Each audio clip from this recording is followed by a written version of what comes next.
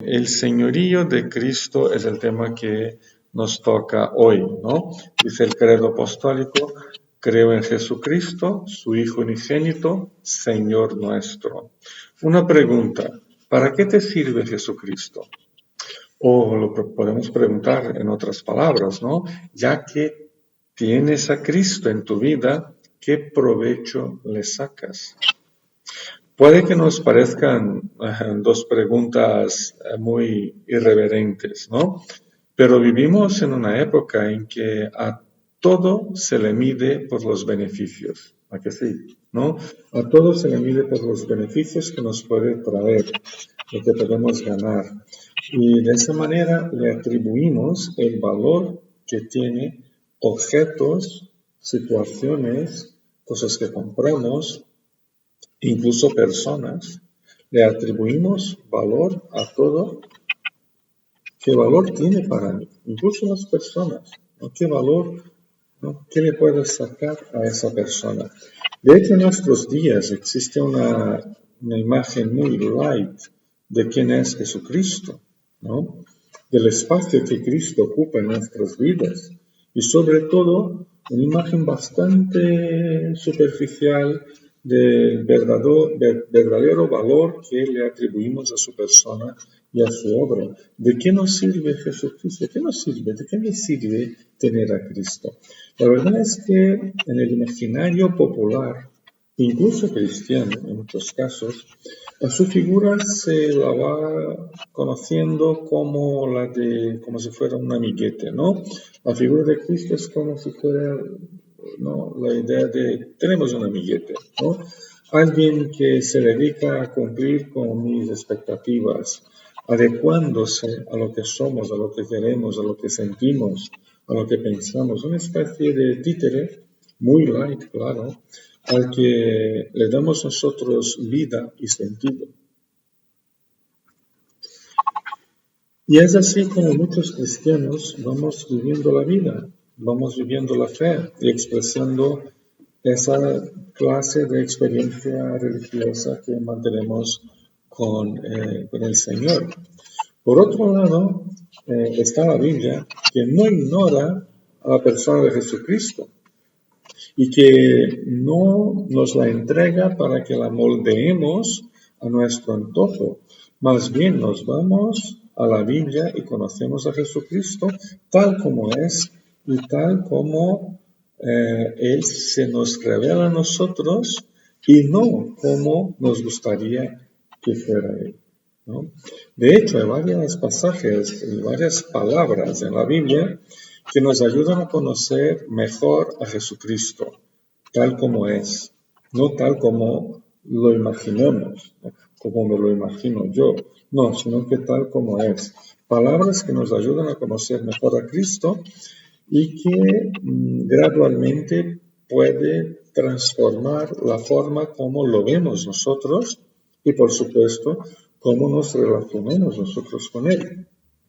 Entre esas palabras se encuentra la palabra Señor, que es una palabra que expresa su condición de total posesión y control sobre todas las cosas, incluso sobre mi propia vida.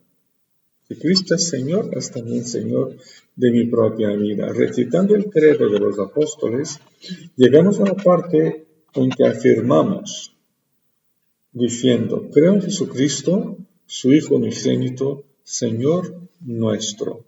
Lo afirmamos, ¿no? Una afirmación de fe cristiana que incluye claramente su señorío sobre nuestra vida, sobre nuestra familia, sobre la iglesia, sobre nuestros negocios, sobre la manera como nos relacionamos con otras personas, aunque parezcamos que reconozcamos también su completa autoridad y soberanía sobre todo el mundo. Reconocemos que de hecho Cristo es soberano sobre todas las cosas, sobre todo el mundo, sobre toda la creación, toda la humanidad, sobre los rumbos que sigue la historia humana. Eso es muy macro, eso es muy, ¿no?, a veces un poco genérico para nosotros, pero es importante porque el credo apostólico no nos dice que Cristo es únicamente Señor sobre todo el universo, aunque lo sea. Nos dice específicamente Señor nuestro. Es mi Señor. ¿Vale? Entonces eso le da a la palabra Señor en cuanto a Cristo un carácter bastante personal en su relación conmigo, con nosotros. Creer en Jesucristo como Señor nuestro es tanto una fe personal como un concepto bíblico que una vez que lo interiorizamos en nuestro ser, asume una tremenda fuerza transformadora en todas las dimensiones de la vida, conduciéndonos paso a paso a reubicarnos ante Dios y también ante la sociedad, ante uno mismo, ante los demás, ¿no? Pero para que eso se dé es necesario ampliar nuestra visión acerca de la visión bíblica del señorío de Jesucristo. Así que vamos a intentar conocer un poquito lo que la Biblia nos enseña sobre ese concepto. Lo primero de todo, el concepto de la palabra Señor, que significa la palabra Señor, este concepto de señorío. Vamos a empezar por el Antiguo Testamento. ¿Okay? Pues lo primero que debemos considerar es que la palabra Señor que aparece en nuestra traducción del Antiguo Testamento, ¿no?, es la traducción del nombre personal por el cual Dios se ha dado a conocer a Moisés. En Éxodo capítulo 3, versículo 14, ¿no?, cuando Moisés dice, pero si voy a ellos y me preguntan, ¿qué Dios se te ha parecido, Moisés? ¿Qué les digo? ¿Y qué le responde el Señor? Pues diles, yo soy el que soy, ¿no? Yo soy el que soy, es la palabra hebrea Yahvé, Yahvé. Hoy usamos mucho Jehová, ¿no?, en nuestra traducción de la Reina Valera, pero la palabra es Javé, la palabra Javé, ¿no?, Yahvé. Pues este nombre de Dios ocurre exactamente 5.321 veces en el Antiguo Testamento. No estoy exagerando. El nombre de Dios, Yahvé, yo soy el que soy, o que se traduce por Señor, pero no Señor con minúscula, no Señor solo la S mayúscula. Cuando ves en el Antiguo Testamento que la palabra Señor aparece con todas las letras en mayúscula, es porque se traduce ahí la palabra Yahvé, yo soy el que soy.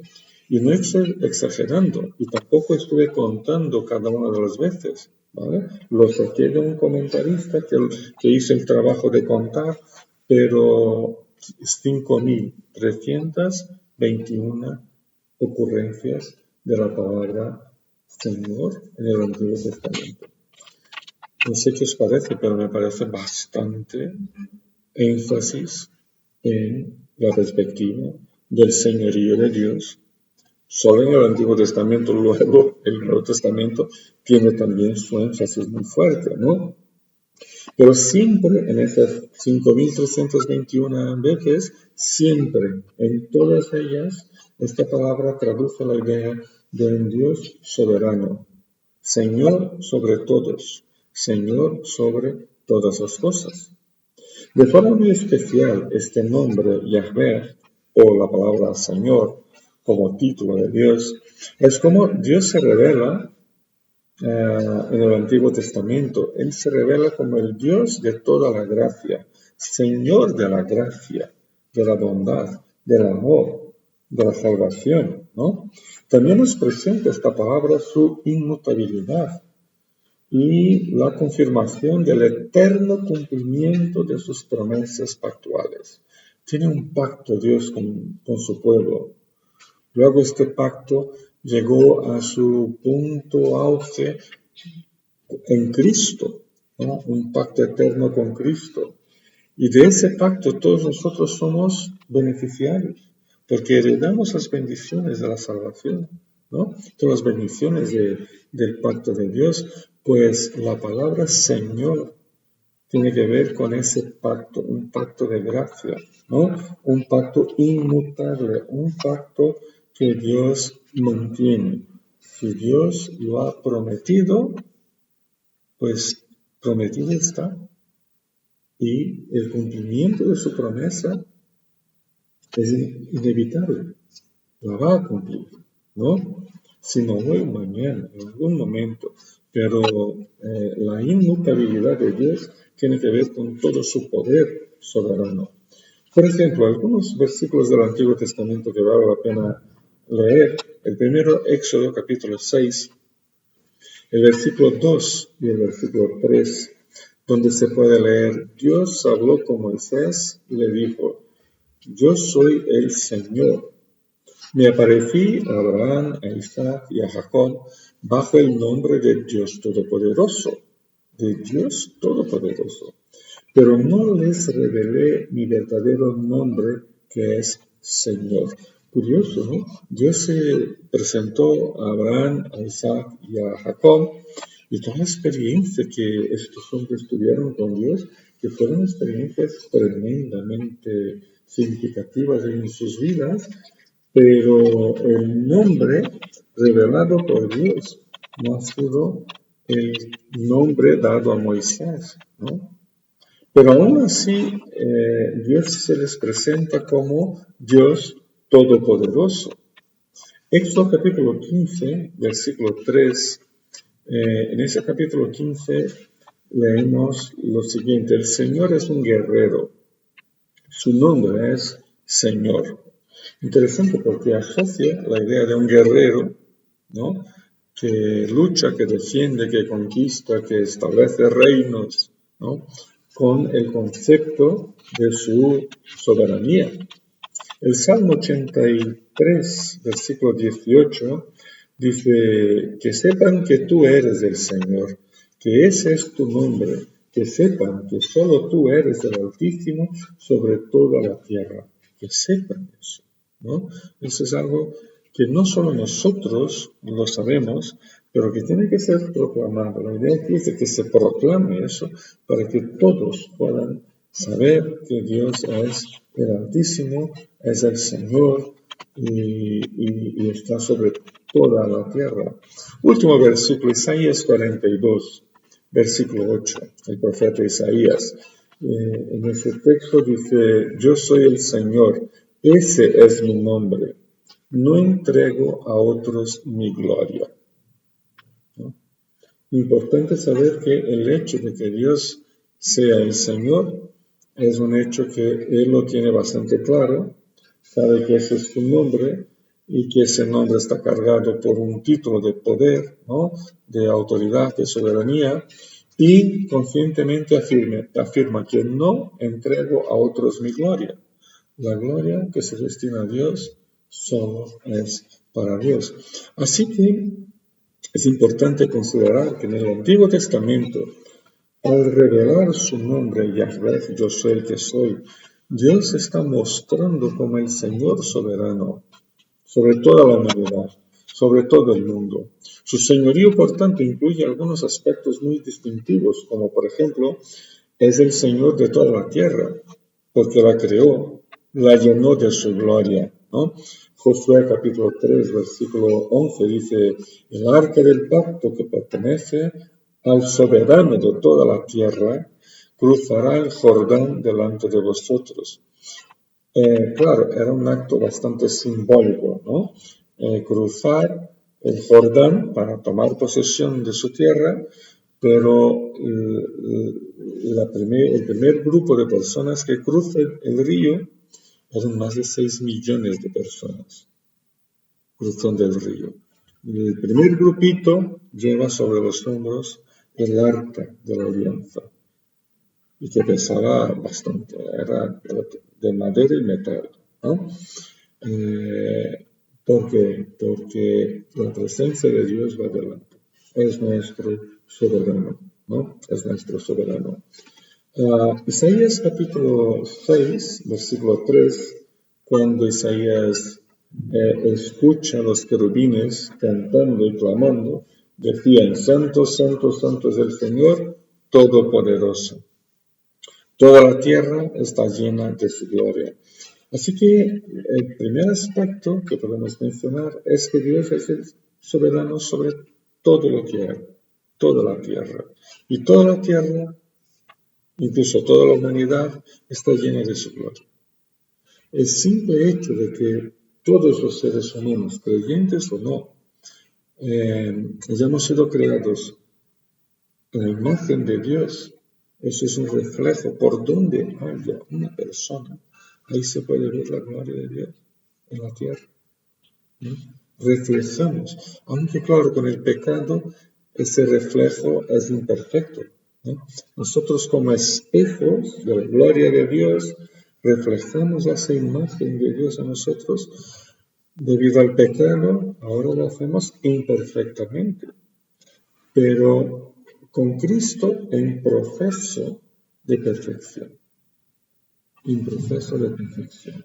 Una segunda característica, un segundo aspecto es que el Señor, o Dios, es el Señor de su pueblo. Y cuando digo de su pueblo, me refiero tanto a Israel, porque estábamos aquí metidos en el Antiguo Testamento, como la Iglesia, Israel e Iglesia, ¿no? Pues, como estamos con el Antiguo Testamento, vamos al Salmo 100, versículo 3, que dice claramente, reconocer que el Señor es Dios. Él nos hizo, que somos suyos, les pertenecemos a Él, ¿no? Luego en el Nuevo Testamento el apóstol Pedro, importando de Deuteronomios unas palabras, dice que somos propiedad exclusiva de Dios. Le pertenecemos, ¿no? Le pertenecemos. Una tercera característica, pues Él es el Señor de la historia. Ejerce activamente su poder en todas las esferas del mundo y de la humanidad. Habacuc, no lo vamos a leer todo, ¿no? Pero el libro del profeta Habacuc es justo una declaración de que Dios es Señor de la historia y una declaración hecha no cuando Israel era el conquistador, como en la época de David o Salomón, sino en una época en que los caldeos, los asirios, se acercaban. Y el pueblo temía de miedo, desfavorido, porque los asirios eran crueles, no solo dominaban, es que exterminaban todo. Exterminaban poblaciones enteras por el placer de matar. Eran así de malos los asirios, ¿no? Y Israel, sin ejército, sin defensas, sin nada. Y los enemigos se acercaban, cada día estaban más cerca. Y la muerte era inevitable. Y Habacuc dice, pues no vamos a escapar. Porque el Señor es soberano. Y Él quiere que ese castigo venga sobre nosotros. Por el pecado de la idolatría, por el pecado que nos alejó del Señor todo el tiempo. Entonces el libro de Habacuc es muy intenso en ese sentido, ¿no? Y Él es el Señor de la gracia, ¿no? O sea, por ejemplo, el Salmo 13, versículo 5 dice que yo confío en tu gran amor, yo confío en tu misericordia, yo confío en tu gracia. Mi corazón se alegra en tu salvación. No escondo tu justicia en mi corazón, sino que proclamo tu fidelidad y tu salvación, el Salmo 40, versículo 10. Pero una vez que ya tenemos así un poco claro el tema del señorío de Dios en el Antiguo Testamento, y que en el señorío de Cristo, ¿no? El señorío de Cristo, pues ese mismo concepto de señorío y de soberanía atribuida a Dios por su nombre, Yahweh, en el Antiguo Testamento, ese mismo concepto se traslada a Jesucristo, llegando al Nuevo Testamento. Y todo ese concepto de soberanía que está bajo el nombre Yahweh, yo soy el que soy, o Señor, todo eso el Nuevo Testamento lo toma y lo hace así y lo traslada a la persona de Cristo. Incluso se puede llegar a decir que El Dios soberano del Antiguo Testamento se identifica plenamente con Cristo en el Nuevo Testamento. El propio nombre o palabra Señor, ¿no?, que la hebrea del Antiguo Testamento, Yahvé, aquí en el Nuevo Testamento, sé que muchos de vosotros conocéis la palabra Kyrios, ¿no?, que es la palabra Señor, ¿no? Hay misiones que se llaman Kyrios, hay programas de radio que es Kyrios, que es Señor. Pues este nombre, Kyrios, Señor, se aplica extensivamente a Jesucristo y muchísimas veces en directa conexión con sus seguidores. Él es nuestro Señor. Por ejemplo, en Romanos capítulo 10, los versículos 9 y 13 dice que si confiesas con tu boca que Jesús es el Señor y crees en tu corazón que Dios lo levantó de entre los muertos, serás salvo, ¿no? Serás salvo. Y concluye diciendo, porque todo el que invoque el nombre del Señor será salvo.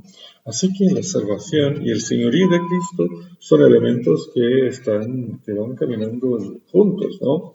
Como el Mesías exaltado, Jesucristo ejerce una suprema autoridad espiritual, al igual que Yahvé en el Antiguo Testamento. Cuando María, por ejemplo, cuando la madre de Jesús estaba encinta, fue a ver a Elizabeth y esta le dijo, ¿cómo es esto? Que la madre de mi Señor venga a verme. ¿No?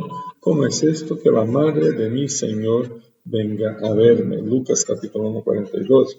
O cuando Tomás exclamó ante el Cristo resucitado, ¿no? Señor mío, Dios mío. En Juan capítulo 20, versículo 28.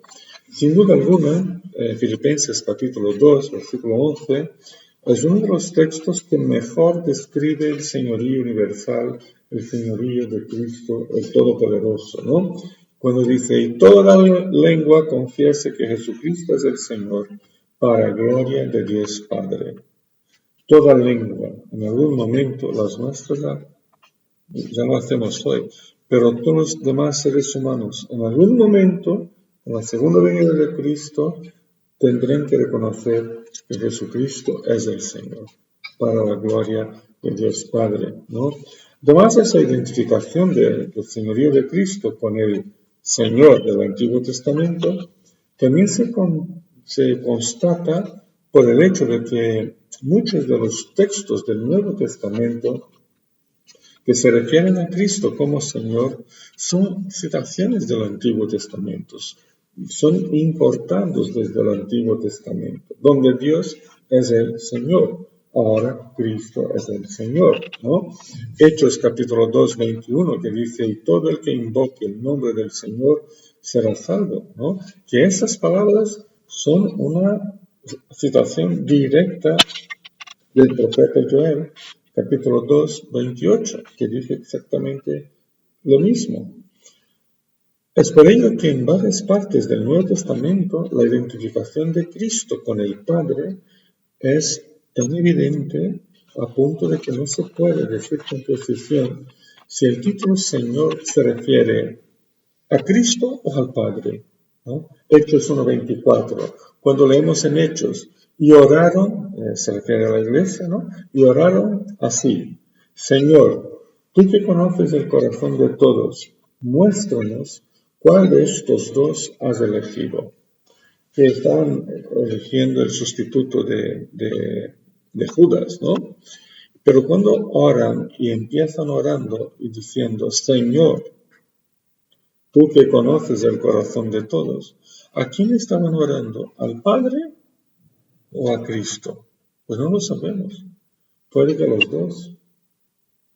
Porque el título, Señor, está tan impregnado en la persona de Dios como en la persona de Cristo, de tal manera que hay textos que no sabemos si se refiere a Cristo o al Padre, porque ambos se identifican como Señor Todopoderoso. También es importante que nos acordemos de que el título Señor para Cristo solo alcanzó su plenitud de sentido tras su resurrección. Antes de su resurrección, no lo llamaban tanto así como Cristo, lo llamaban más maestro, ¿no? Maestro esto, maestro lo otro. Pero después de la resurrección es cuando se dan cuenta que el maestro no es que deja de ser maestro, sino que en realidad es el Señor absoluto de todo lo que hay. Así que es mucho más que un maestro, ¿no? Por eso es por lo que Pedro dijo confiadamente a los judíos en su sermón en el día de Pentecostés, cuando dijo, sepa bien todo Israel, que a este Jesús, a quien vosotros crucificasteis, Dios lo ha hecho Señor y Cristo. Pero para que nos diéramos cuenta, tuvimos que experimentar su resurrección, ¿no? Esta convicción acerca de Cristo como el Señor nuestro es lo que llevó a los primeros cristianos y también a nosotros hoy a testificar firmemente que Jesús es el Señor. Cristo es el Señor. Reconocer el señorío soberano de Cristo es, por tanto, uno de los elementos más fundamentales de la fe cristiana en todas las épocas de la historia y en todos los lugares del mundo. Cuando afirmamos una afirmación de fe, Cristo es el Señor, es esencial para el equilibrio de la propia fe y de la propia vida, para el avance de la fe y de la vida de uno. Y es un mensaje profundamente evangelizador que le dirigimos a las personas de nuestra generación. Pero por último quería comentar algo sobre las características del señorío de Cristo. Algunas características importantes de la soberanía de Jesús que las debemos llevar siempre en mente y en el corazón podrían ser las siguientes. Primero, Él es nuestro único Señor. No tenemos dos señores, no tenemos una pandilla de señores, subseñores, ¿no? Y señoritos y señoritas. No, tenemos un único Señor. Eso es muy importante, ¿no? No servimos a dos ni a tres señores, únicamente a Cristo. Un solo Señor, Efesios 4, versículo 5, un solo Señor. Apocalipsis 17, 14, dice, Él es Señor de señores, Rey de reyes, ¿no? Solo tenemos, ¿cuántos? Un Señor. Número 2, una segunda característica, Él es el Señor Todopoderoso. O sea, su soberanía es universal, es absoluta, es infinita, ¿no? Jesucristo, el testigo fiel, el primogénito de la resurrección, el soberano de los reyes de la tierra, es lo que dice la palabra. Número 3, Él es el Señor eterno, su soberanía es eterna, ¿no? Segunda de Pedro 1:11, cuando dice... y se os abrirán de par en par las puertas del reino eterno de nuestro Señor. Se nos abrirán las puertas de par en par, las puertas del reino eterno de nuestro Señor. No hay como escapar a la conclusión de que su señorío es eterno. No tiene fin. No tiene fin. Número 4, Él es el Señor misericordioso, bondadoso, longánimo, de gracia, ¿no? Primero de Pedro 2:3, cuando dice, habéis probado lo bueno que es el Señor. Número 5 y último, Él es el Señor de la gloria. Ninguno de los gobernantes de este mundo lo entendió, ¿no? Porque de haber entendido a Cristo, no lo habrían crucificado. No habían crucificado al Señor de la gloria, dijo Pablo en 1 Corintios 2:8. Si se hubieran dado cuenta de quién estaba ahí, no habían crucificado al Señor de la gloria. Pero hay que considerar que estas características son lo que determinan algunas manifestaciones del señorío de Cristo y que tienen que ver con nosotros, ¿no? Por ejemplo, por su soberanía, Él permite que la iglesia siga existiendo. tras 2000 años. Y si hace falta, seguirá otros 2000 años, ¿no? Porque Él es el soberano. La Iglesia subsiste y la Iglesia crece, ¿no? Por su soberanía bendice nuestra evangelización, ¿no? Como cuando llegaron a Antioquía los discípulos, y dice Hechos, que había entre ellos algunas personas de Chipre y de Cirene, que al llegar a Antioquía comenzaron a hablarles también a los de habla griega, anunciándoles las buenas nuevas del Señor Jesús. Y el poder del Señor estaba con ellos. Eso es muy importante. Y un gran número creyó y se convirtió al Señor, ¿no? Entonces, por su soberanía, Él bendice la evangelización, la comunicación del Evangelio. Por su soberanía, Cristo confirma la fe en nuestros corazones. Por su soberanía nos permite comprender su palabra. Por ejemplo, Lidia, ¿os acordáis de Lidia? Lidia, eso está en Hechos, capítulo 16, 14. Mientras Lidia escuchaba, el Señor le abrió el corazón para que respondiera al mensaje de Pablo. Fue el Señor que le abrió el corazón. No es porque Pablo era impresionante, era de una elocuencia infinita, no, porque el Señor le abrió el corazón, ¿no? Por su soberanía, Cristo nos reconcilia con Dios, por su gracia, nos concede la paz y nos da el don eterno de la vida eterna. La dádiva de Dios es vida eterna en Cristo, nuestro Señor, no nuestro amiguete, nuestro Señor. Esto está en Romanos 6, 23. Por la soberanía de Cristo, Él nos santifica cada día. Él nos hace crecer cada día en su presencia, en su palabra, en su obra, ¿no? 1 Corintios 6, 11. Y ya habéis sido lavados, ya habéis sido santificados, ya habéis sido justificados en el nombre del Señor Jesucristo por el Espíritu de nuestro Dios. Hemos sido lavados, santificados por el nombre de Jesús, por obra del Espíritu, pero basado en esa soberanía de Cristo. Por su soberanía, Él nos concede dones para que podamos servirle cada momento, cada día de nuestras vidas. Y hay diversos dones, dice Pablo en Corintios 12, ¿no? Hay diversos dones, pero un solo Espíritu. Y concluye el versículo 5 del capítulo 12 diciendo Pablo, hay diversas maneras de servir, pero un mismo Señor. Un Señor. Ministerios, formas de servir, de hacer, de compartir. Pueden que haya cientos, infinitas formas. Cuanto más mejor. Pero solo hay un Señor. ¿No? Solo hay un Señor. Así pues, teniéndolo fresco en la mente, debemos pensar en qué actitudes debemos asumir personalmente hablando y presentarlas a nuestro Señor soberano. ¿Cómo nos vamos a portar ante el soberano? ¿No? ¿Cómo nos vamos a portar? En primer lugar, creo que debemos tener en cuenta que reconocer el señorío y la soberanía de Cristo, que es una soberanía absoluta, eterna, ¿no? Universal. De hecho, es una obra especial del Espíritu en nuestras vidas. No lo reconocemos así porque sí, sino que porque el Espíritu Santo nos conduce a este reconocimiento. No lo reconocemos, Señor, ni nos sujetamos a su soberanía por libre elección nuestra, ni por ninguna tendencia natural que tengamos nosotros.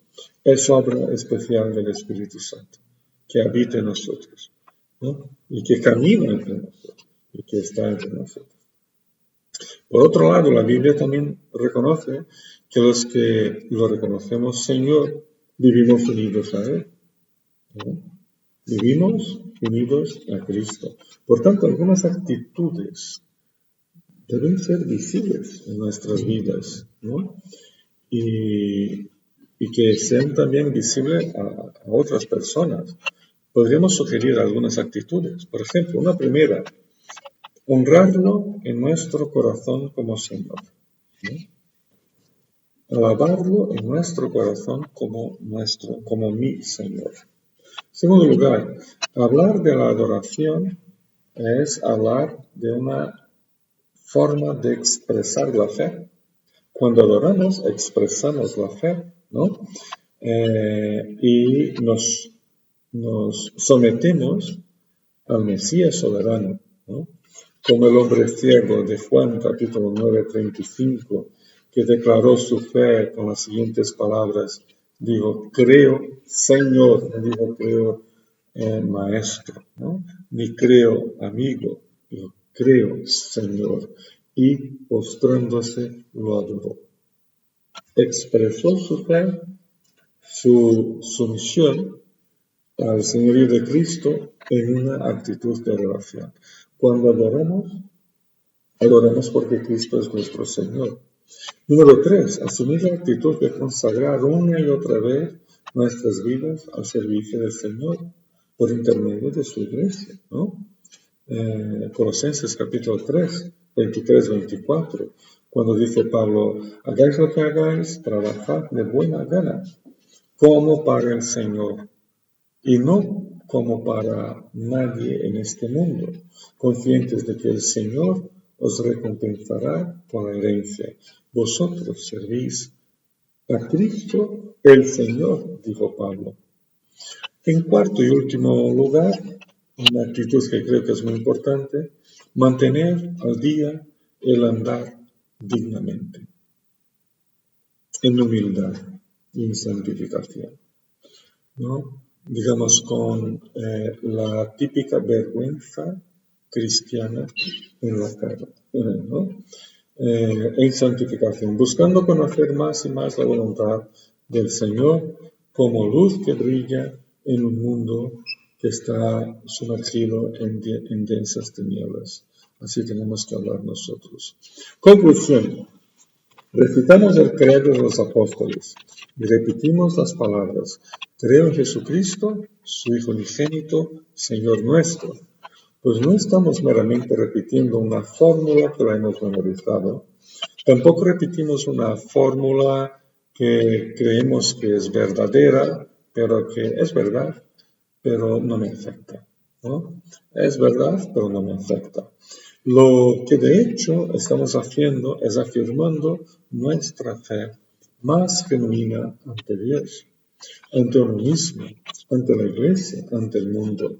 Afirmar la soberanía o el señorío de Jesucristo significa que lo reconocemos decisiva y activamente presente en todas las dimensiones de mi vida, de nuestras vidas. Puede que muchísimas veces no alcancemos a comprender circunstancialmente los caminos de Dios en nuestras vidas. Se nos escapa esa comprensión. Claro, que somos humanos ilimitados, ¿no?